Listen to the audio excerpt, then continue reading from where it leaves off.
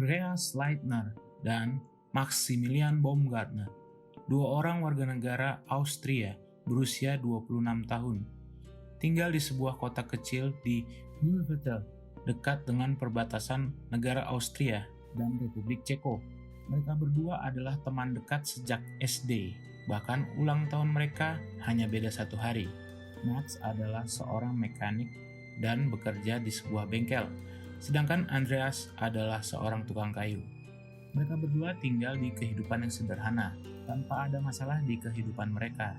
Andreas pada saat itu sedang menganggur dan tinggal di rumah ibunya, karena ayahnya sudah meninggal sejak lama. Namun ia tidak hidup menyendiri. Ia mempunyai banyak teman dan memanfaatkan keahliannya untuk membuat mainan untuk keponakannya, anak dari kakak perempuannya. Walaupun ia sedang tidak bekerja, ia tidak dalam masalah krisis keuangan. Pada malam hari, tanggal 11 September 2015, mereka berdua bertemu di apartemen milik Max bersama 2 orang teman lainnya untuk bermain kartu. Kedua teman mereka pulang sekitar tengah malam.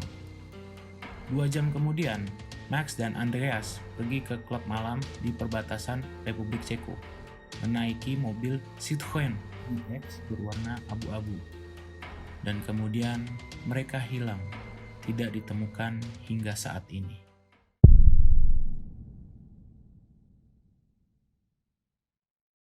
Hari berikutnya, tanggal 12 September 2015, Ibunda Andreas mulai khawatir karena anaknya tidak menghubunginya dan tidak menjawab teleponnya dari ibunya.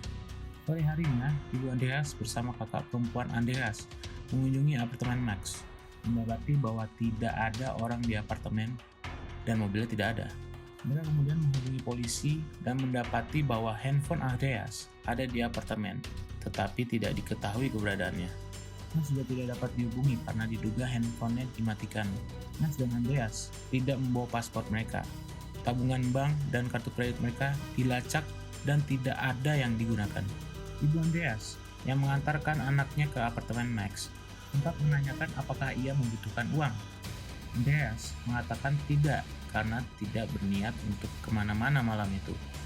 Sampai saat ini, Max dan Andreas dan mobilnya tidak pernah ditemukan.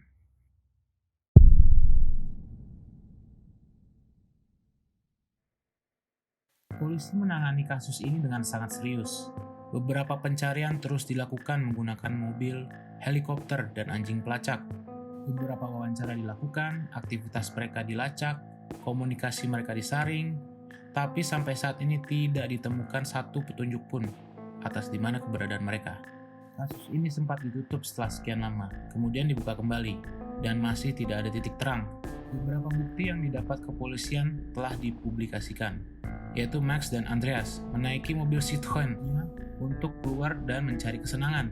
Di belakang mobil mereka ada stiker berwarna oranye bertuliskan "Successful with", tetapi kalimat setelahnya tidak terbaca yang menempel di kaca belakang mobil tersebut.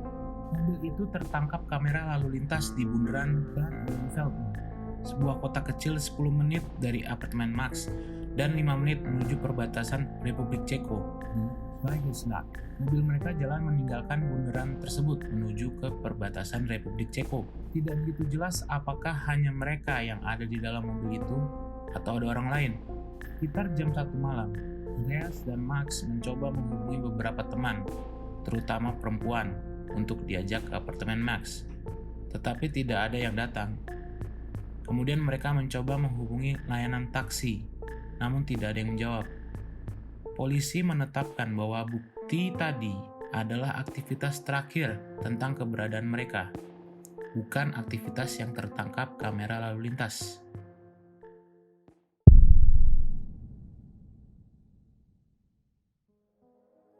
Setengah tahun kemudian, seorang pria yang mengaku sebagai saksi mata menghubungi polisi setempat setelah mengetahui kasusnya beredar di media sosial.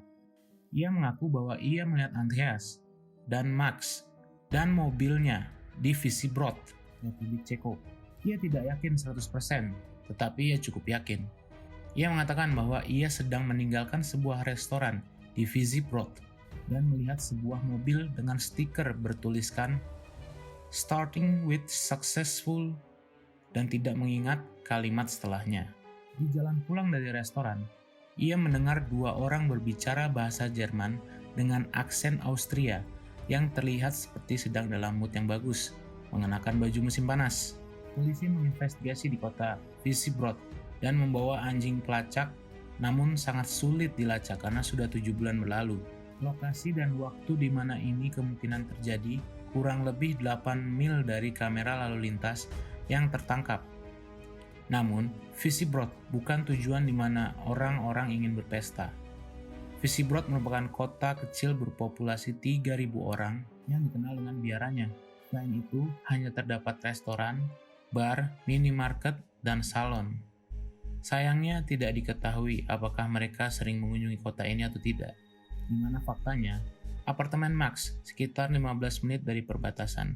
Apa mereka sering mengunjungi Republik Ceko? Apa ada bar atau klub malam yang sering mereka kunjungi? Tidak ada yang tahu.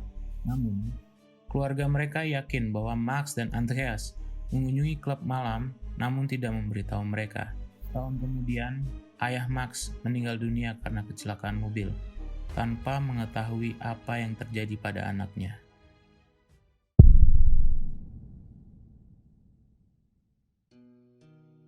Beberapa teori dan informasi tersebar di media sosial mengenai hilangnya Andreas dan Max. Terdapat 3 teori yang paling populer.